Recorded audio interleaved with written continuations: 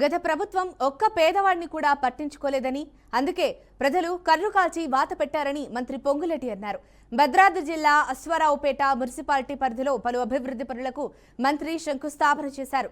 15 కోట్ల రూపాయల నిధులు విడుదల చేస్తూ నూతనంగా ఎన్నికైన అశ్వారావుపేట నియోజకవర్గంలో 63 మంది సర్పంచులకు సన్మాన కార్యక్రమాలు నిర్వహించారు. ఇందిరమ్మ ఇళ్లను ఒక్క అశ్వారావుపేటలోనే మొదటి విడతగా 4500 కేటాయించామన్నారు. మున్సిపల్ ఎన్నికల్లోనూ బీఆర్ఎస్ కు కర్రు కాల్చి వాత పెట్టాల్సిందిగా ప్రజలకు మంత్రి పొంగులేటి పిలుపునిచ్చారు.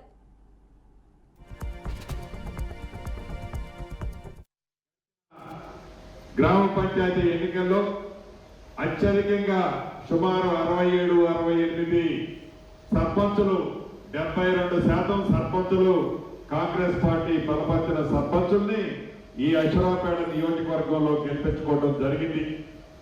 ఇది కాంగ్రెస్ ప్రభుత్వం అంటే పేదోడి ప్రభుత్వం, పేదోడికి అండగా ఉండే ప్రభుత్వం, పేదోడికి పొదుపు తట్టి కాపాడే ప్రభుత్వం. అటువంటి కాంగ్రెస్ ప్రభుత్వం పక్షాన నిలబడ్డ అభ్యర్థుల్ని గ్రామీణ ప్రాంతంలోని ఆడబిడ్డలు, అన్నదమ్ములు, రైతన్నలు మనస్ఫూర్తిగా దీవించారు. కాబట్టి ఇన్ని సీట్లు ఈ అశ్వారావుపేట నియోజకవర్గంలో మన పార్టీ బలపరిచిన అభ్యర్థుల్ని గెలిపించగలిగారు.